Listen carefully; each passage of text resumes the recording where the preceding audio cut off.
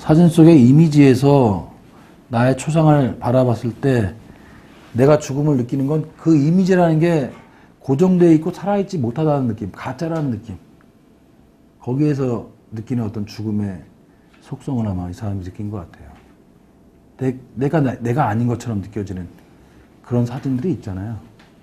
실제로 사진은 이 사람은 자기가 찍히고 싶은 내 육신이 아니라 내 영혼의 텍스처를 좀 지키고 싶다고 얘기했는데 실제로 사진은 그걸 담아내지 못한다는 겁니다. 그러니까 이렇게 얘기를 하는 거죠. 자, 사진에 관해 느낀 매력을 무엇이라 불러야 할까? 적합한 말은 모험이었다. 모험이라는 말. 어드벤처가 모험의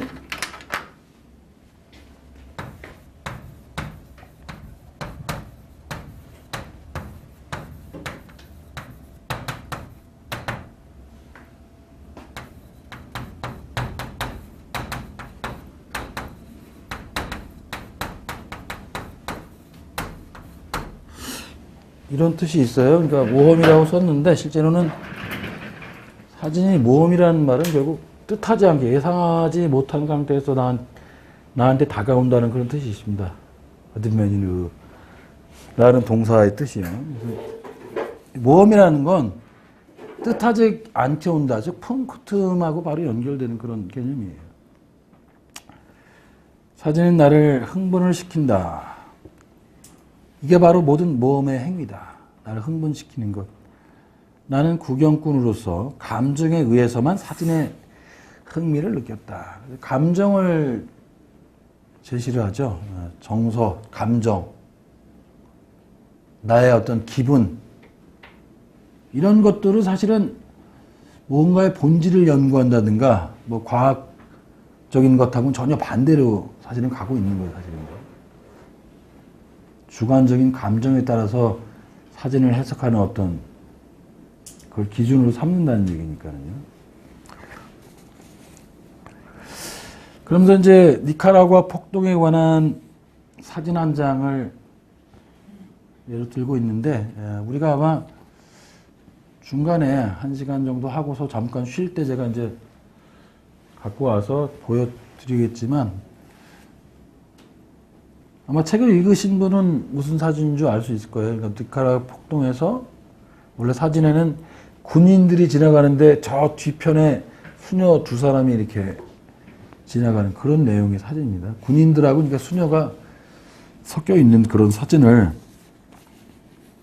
분석을 하는데 나는 이 사진의 존재가 동일한 세계에 속하지 않는 이질적인 그래서 불연속적인 두 요소의 공존에 기인하고 있음을 깨달았다. 그게 바로 이 두 요소가 스튜디움과 펑크툼이라는 겁니다. 그래서 스튜디움이란 첫 번째 요소는 면적인데 넓이 뭐 이런 뜻이죠. 사실은 이게 아마 번역이 좀 잘 안 된 변형인 것 같아요. 면적이라는 표현보다는 넓다는 거죠. 넓이, 평평함 이런 의미가 외국에서 보면은 방을 구할 때 뭐 우리는 뭐 원룸이냐 뭐냐 그러면 그건 이제 스튜디오라고 그러잖아요. 넓게 그냥 돼 있는 그냥 아무것도 없는 텅 비어 있는 그 말입니다. 스튜디움의 의미가 이게 넓게 그냥 평평한 그런 걸 의미하는데 그런데 이것은 나의 지식과 교양에 의해 친숙해질 수 있는 그런 영역의 확장을 갖는다. 즉 앞서서 문화라든가 지식이 개입되는 그런 말과 같은 거죠. 그러니까 알고 있는 만큼 볼 수 있는 그런 내용의 사진들이겠죠. 분명히 이 니카라구아 폭동의 사진도 이 니카라구아 폭동이 어떠한 것인지를 알고 있는 사람은 더 많이 볼 수 있을 것이고 그런 내용의 사진들이죠.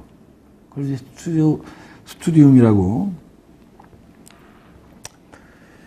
자, 니카라구아 그리고 폭동, 이것 혹은 저것에 관한 기호들. 난 이런 사진들의 감동을 느낄 수는 있지만 그 감동은 교양이라는 합리적인 중개를 거치게 된다. 교양, 지식. 즉자적으로 느껴지는 감동이 아니라 뭔가를 통해서. 근데 원래 이 사람이 지금 사진의 본질을 탐구하자고 할 때는 지식의 중개, 매개가 없이 있는 그대로 오는 사진을 탐구하겠다고 했으니까 사실은 그런 의미에서 이제 스튜디움은 자기의 탐구의 어떤 대상은 못 된다 이런 얘기가. 이 사진들에서 느끼는 건 길들이기에 가까운 평균 감정에 속한다. 이것을 표현할 라틴어로 스튜디움이 있는데 열심이긴 하지만 특정한 격렬함이 없다. 이것은 바로 문화적인 개념이다. 그러니까 스튜디움은 이제 문화하고 연결이 되는 겁니다. 평평한 거고요. 열심이긴 하지만 격렬함은 없다. 자, 반대로 이제 풍크툼이라고 있는데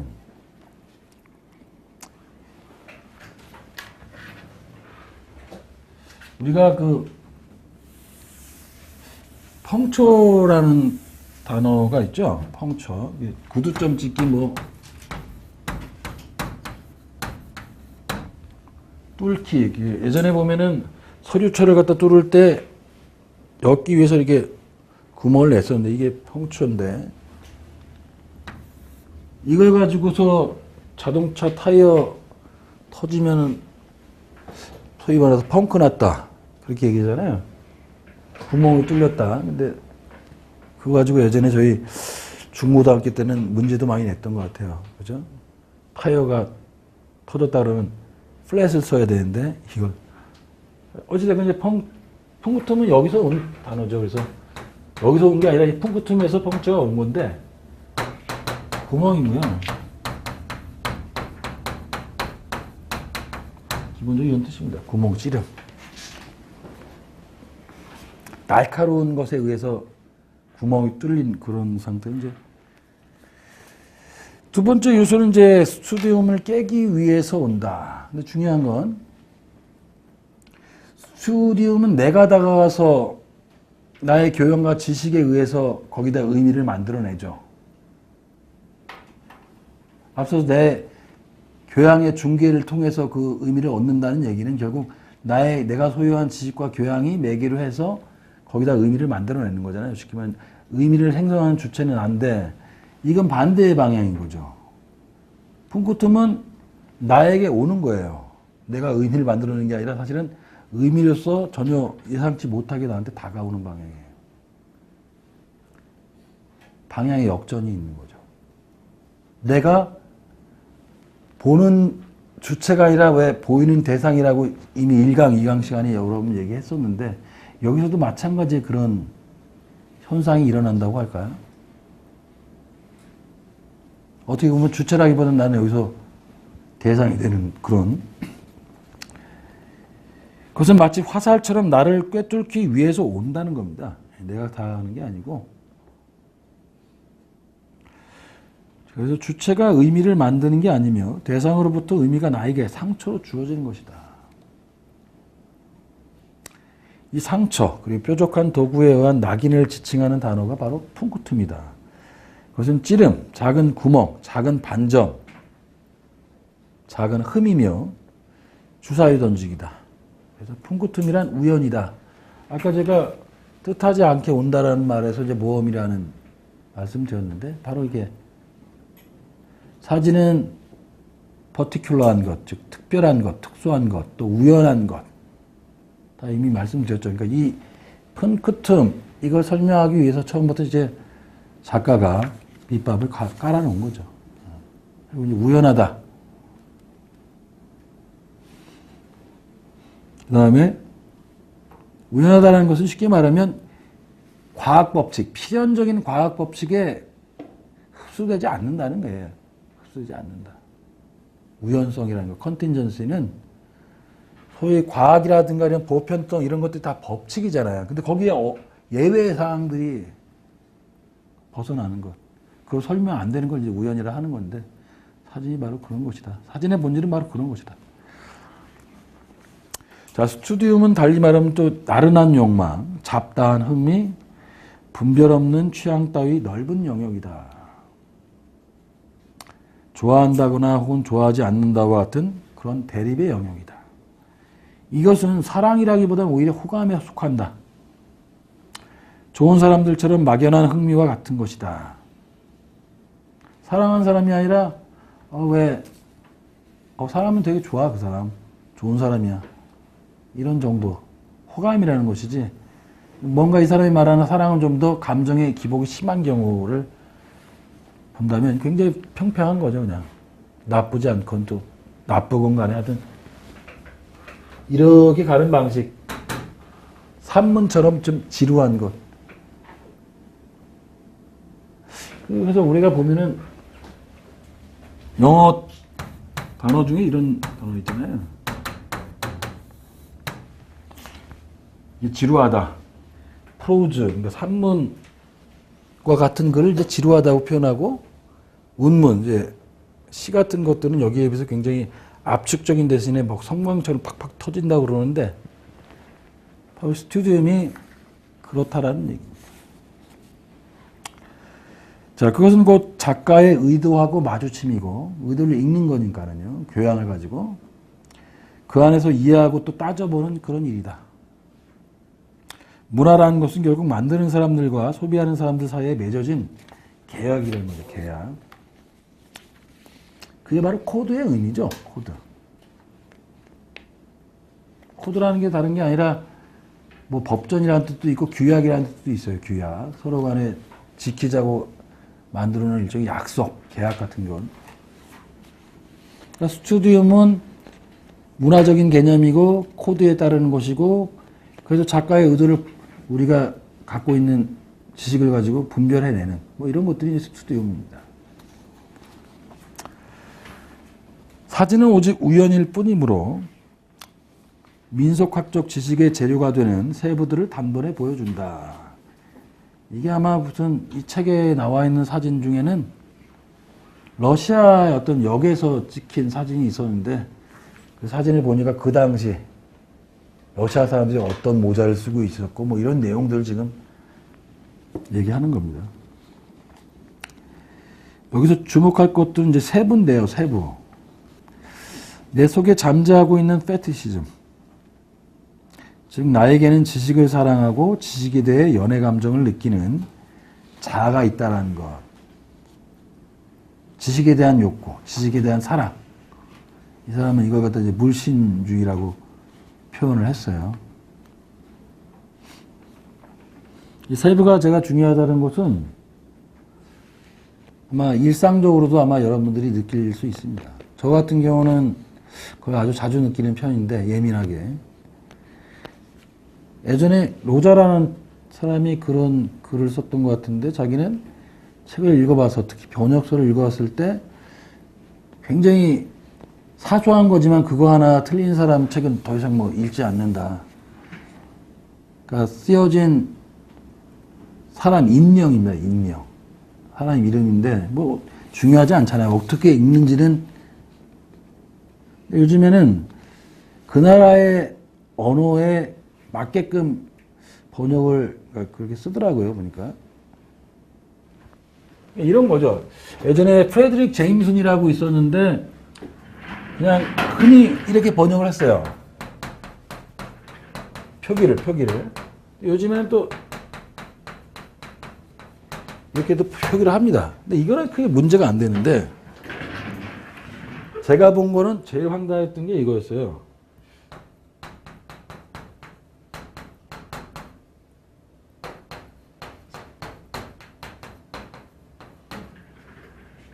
발터 베냐민이라는 사람이 있는데, 월터 벤저민. 이걸 난 보고서, 저도 이걸 보는 순간에, 이거는 더 이상 읽고 싶지가 않더라고요. 실제로 뭐, 아니, 독일 사람인지도 모르고서 번역했다는 건데, 얼마만큼 애착이 없거나, 아니면 그럴 수도 있습니다. 실제로는 번역자는 제대로 표기를 했는데, 출판사에서 또 고치는 경우도 엄청 많아요. 내가 제대로 했는데 자기들이 가지고 와서 편집한다고 이게 이상하지 않으면서, 이걸 딱 보는 순간 실제로는 뒤에 내용을 이렇게 싫어. 이 세부가 굉장히 중요하다는 거예요, 사실은.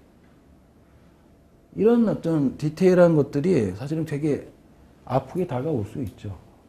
사실은 그래서 여기서 품고뜸이라는 게 바로 그런 것일 텐데, 또 어떤 사람은 직접 아는 여자였었는데 되게 어이가 없다라고 요즘 아시죠? 어이가 없다라는 걸 어이가 없다 이렇게 전 처음에 이게 장난으로 이게 잘못된 거잖아요. 어이가 없다 어이가 없다를 반복적으로 써서 이 사람은 이게 잘못된 줄을 진짜 모르는구나라는 생각이 들어서 대화하고 싶지 않더라고요. 굉장히 미세한 부분인데 중요한 것 같아요. 굉장히. 오히려 그러니까 차라리 일관되게 어떻게 보면 교양머리가 없어 보이면 이해를 할 수 있겠는데 되게 교양 있는 척 했는데 이걸 틀린 순간 완전히 푼코툼의 어떤 중요한 사례가 아닐까 싶어요. 저는 이런 것들 그러니까 디테일한 굉장히 사소한 부분 같은데 굉장히 의미 있게 이게 의미 없이 다가오는 사람도 있죠. 물론 바로 그런 거죠. 나한테는 중요한데 누군가한테는 그게 별 문제가 안 될 수 있어요. 심지어는 본인도 뭘 몰라. 그런 사람들한테 그게 문제가 안 되겠죠. 그러니까 굉장히 푼코툼이라는 게 개인적인 경험이고 그 의미라는 건 어떻게 일반화시켜서 설명하기는 어려운 그런 것들이 있습니다. 자, 그래서 사진은 그림을 기준으로 삼아 모방과 반항을 되풀이하면서 완전한 대상물을 만들어낸다. 사진은 사실 그림과 구별될 만한 것이 아무것도 없다. 이것은 어떻게 보면은 스튜디움인 사진에 한해서는 뭐 그림하고 크게 차이가 없다라는 얘기입니다. 사진은 그림하고 차이가 있죠. 물론 이 뒤에서 얘기를 하지만 아주 결정적인 차이가 있습니다. 처음에는 이렇게 설명하지만 자, 사진이 예술에 접근한다면 그것은 이제 바로 연극이다. 다게르의 회전 그림의 연극처럼 만약에 사진이 연극에 가까운 것이라면 그것은 죽음이라는 매개를 통해서다.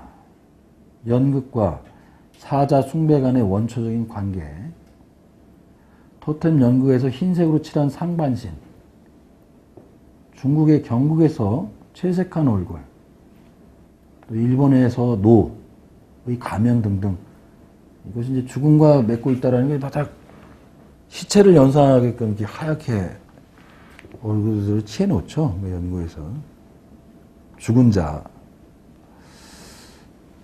이 사람이 원래 동양, 특히 일본에 대한 관심이 엄청 지대했죠.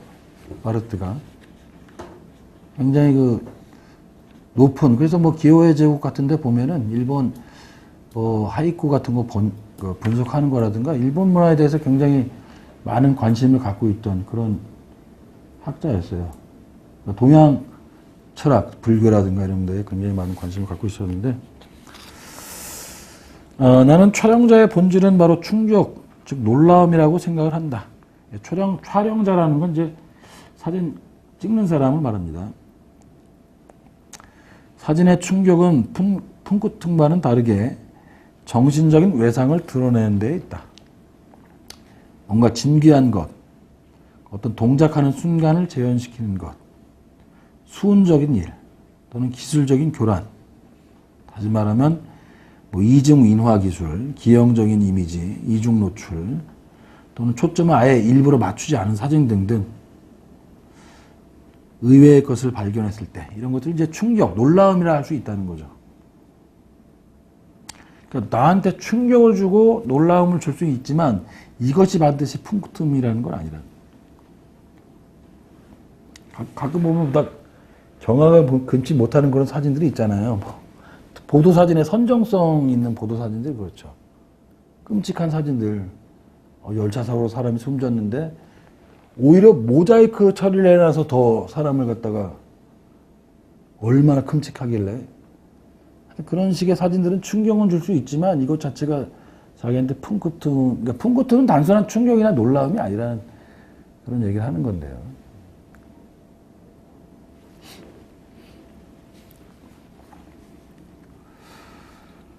예전에 케빈 카터라는 사진작가 아나요, 혹시? 케빈 카터라고 들어봤나요? 저는 예전에 90년대 한번 중반 정도 됐나 브리팝 뭐 모던락 인기가 있었을 때 참 그런 음악을 좋아하지는 않았는데 매닉 스트리트 프리처라는 밴드가 있었어요. 근데 걔네들 노래 중에 케빈 카터라는 노래가 있어서 문득 찾아보니까 이 사람이 사진 작가였는데 필리처상을 받았었고 어떤 사진을 찍었었냐면 제 기억으로는 아프리카의 어떤 어린 소녀가 거의 죽어가는데 앞에서 이제 독수리가 죽기만 기다렸다가 이렇게 그 사진을 찍었던 사람인데 욕을 엄청 먹은 거죠. 애를 먼저 구해야지 지금 사진 찍겠다고 그걸 기다리고 있었냐. 그 때문에 자살을 했을까 아마. 그런 기억이 나는데 그런 것들이 이제 놀라움을 주는 사진이겠죠. 어떻게 보면. 자기는 그런 데서는 별로 그러니까 놀라움을 줄 수 있을지언정 자기한테 이게 풍긋하면 그런 의미는 아니다. 아마 그렇게 이해할 수 있을 것 같아요. 결국 거긴 작가의 의도가 분명히 드러나 있지 않습니까? 그리고 우리가 느끼는 감정도 대단 비슷할 거잖아요. 평균적인 감정 같잖아요.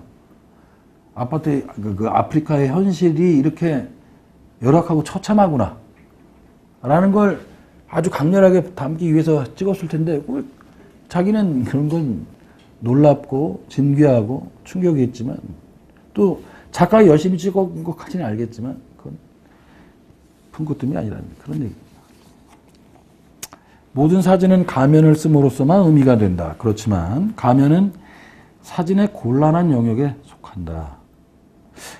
사회는 순수한 의미를 경계한다. 사회는 의미를 원하면서도 어떠한 잡음 속에 둘러싸이기를 바란다. 아까 사회가 사진을 좀 길들인다. 이런 얘기 했었죠. 마찬가지 의미인데 순수한 의미를 경계한다. 사회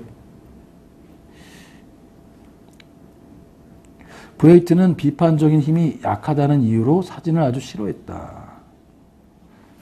브레이트뿐만 아니라 사실은 지난 시간에 우리가 배웠던 메를로 퐁티도 사진에 대해서는 이제 이렇게 비판적이었죠.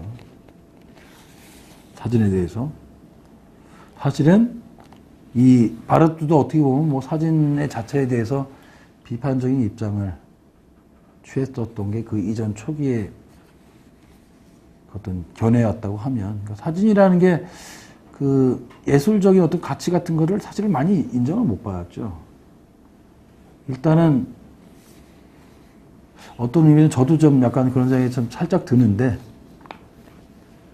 셔터 한번 누른 거잖아요. 셔터 한번 좋은 기계 가지고 찍은 건데 이것하고 뭐 붓칠을 한번 하기 위해서 뭐 150번을 갖다 고민했다. 이거하고는 비할 수 없는 사실 어떻게 보면 물론 사진가 작가 입장에서는 반론이 당연히 나오겠지만 일반인들이 보기에는 뭐 사진이 갖고 있는 예술성에 대해서는 회화보다는 좀 못한 거 아니냐라고 자연스럽게 생각이 아마 들 것 같고 아마 그런 이유에서 기계적이고 뭔가 인위적이고 그리고 사람의 개입이 별로 없다는 점에서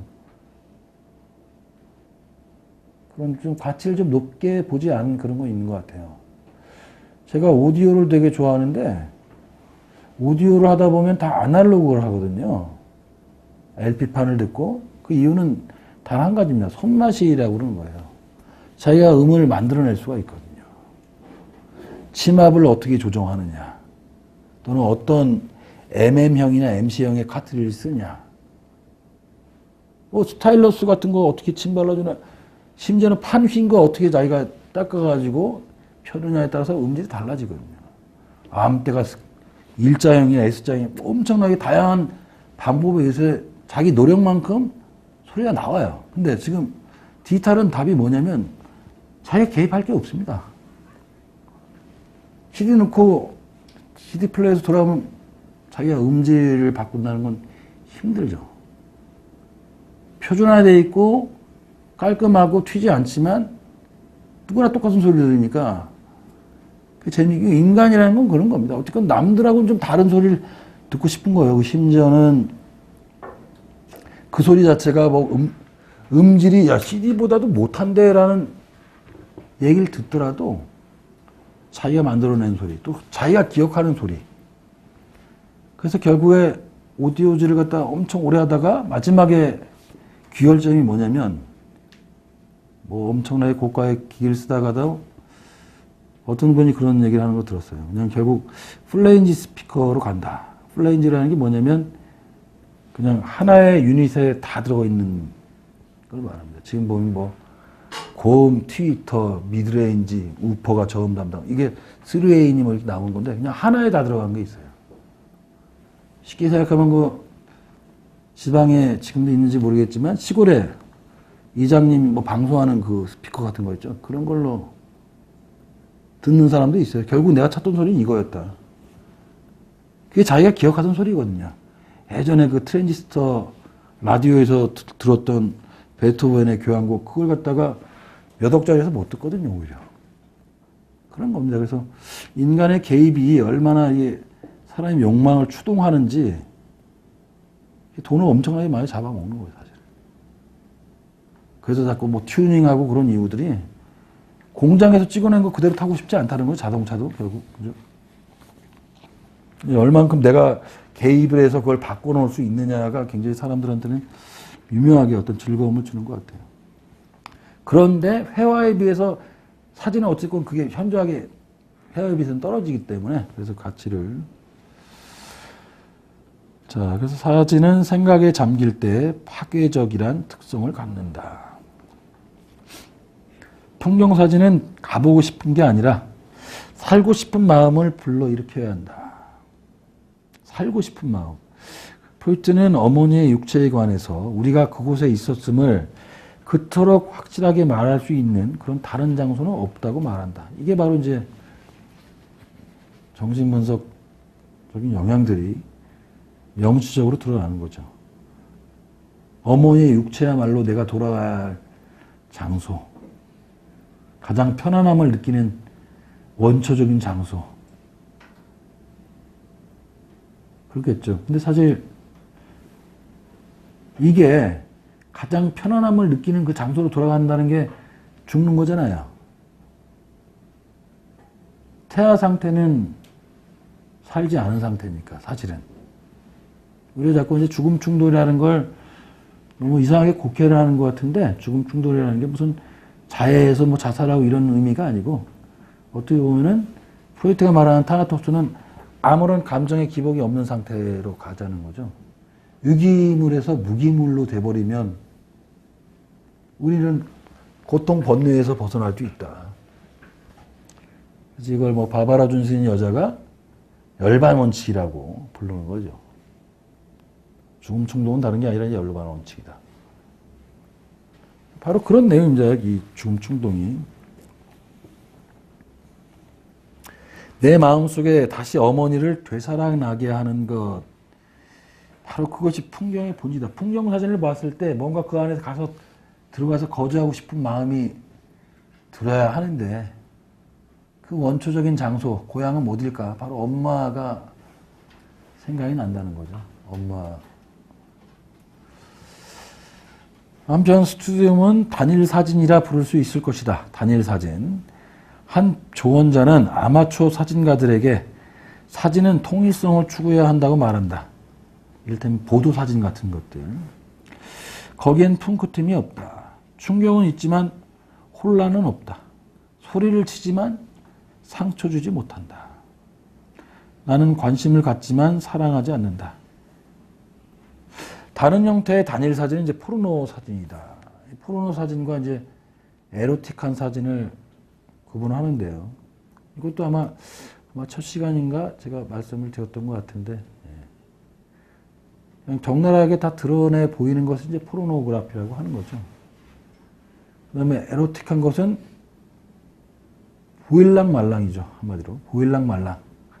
그 차이인 것 같습니다. 그래서 오히려 더 가치를 높게 쳐주는 것을 에로틱한 사진에, 에로틱한 것은 예술에 들어간다면 포르노는 외설로 낙인 찍는 이유가 그겁니다. 나는 성애를 말하는 게 아니다. 이 성애라는 게 에로틱하다는 거죠. 성애는 혼란된 포르노다. 포르노 사진은 오히려 동질적이고 순박하고 고의가 없다. 굉장히 나이브한 사진이라는 거예요. 적나라하게 의미가 드러나는. 메이플 소프는 아주 가까이서 망사 팬티를 촬영함으로써 포르노에서 성애로 이동을 시킨다. 이 메이플 소프를 이 책에는 또 마플레토프인가요? 뭐 그렇게 되게 이상한 이름으로 써놔서 사실 아까 제가 아마 번역이 좀 예전에 된 거잖아요. 이게 꽤 오래전에 된 거. 90년대 아마 90년쯤 되지 않았나요? 97년에 산 거네. 그러니까 아마 그 당시에는 여기에 등장하는 인명을 제대로 표기하는 방법이 없거나 아니면 그쪽 지식이 없어서 아마 그런 것 같은데 마치 그것만 보면 러시아 사람처럼 돼 있어요. 마플레토로프인가 아마 그렇게 있을 거예요. 원래 메이플 소프라고 되게 유명한 사진 작가죠. 저는 이 사람을 예전에 워낙 음악을 제가 좋아해서 패티 스미스라고 유명한 그 여성 락커가 있어요. 그 사람의 동거했던 남자 친구죠. 그리고 남성 누드만 거의 찍었어요. 이 메이플 소프라는 사람이. 굉장히 충격적인, 오늘 아마 잠시 후에 보게 될 텐데, 그 당시로서는 굉장히 그 사진계에서 굉장히 이단화라고 많이 소문이 났었는데, 자, 이 사진이 단일하지 않은 이유는 내가 바로 그 옷감의 결에 관심을 갖기 때문이다. 그래서 포르노와 성애의 차이. 단순한 사진을 이제 단일 사진이라고 하는 거고, 혼란스러운 뭔가가 있으면 이제 풍구틈이 있는 사진인 건데, 그 혼란스러움, 나를 좀 당황시키는, 이게 뭐지?